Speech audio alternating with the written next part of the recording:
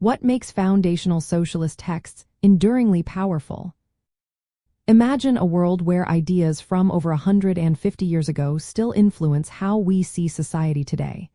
That's the impact of early socialist writings from 19th century Europe.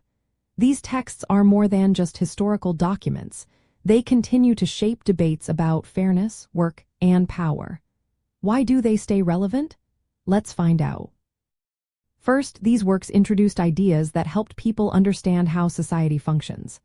Concepts like class struggle, which explains how different social groups compete for resources, and means of production, meaning the tools and factories used to make goods, are central. They also explained historical materialism, the idea that economic forces shape laws, culture, and politics. This way of thinking made it easier for people to see patterns in history and recognize how economic systems influence everyday life.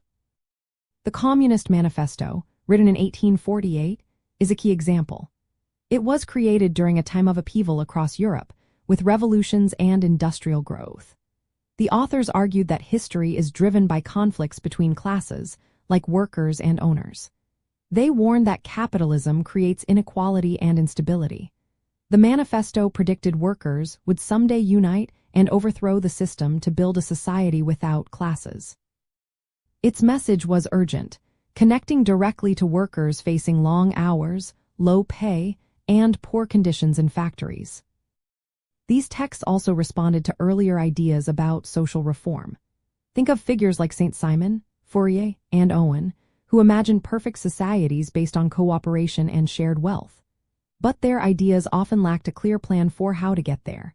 Engels, in his book Socialism, Utopian and Scientific, contrasted these visions with what he called scientific socialism. This approach used analysis of economic and social forces to show how change could actually happen.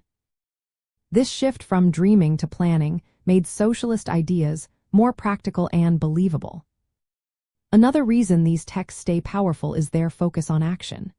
They didn't just describe problems, they called for organizing and collective effort. Movements like trade unions and workers' parties grew out of these ideas.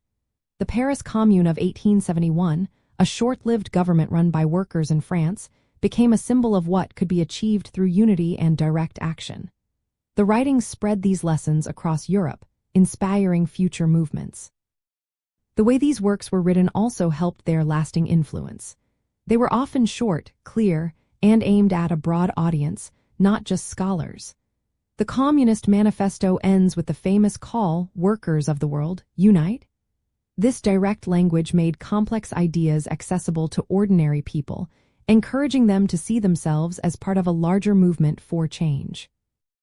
Finally, these texts remain as relevant because the issues they address, inequality, exploitation, and the desire for a fairer society, are still with us.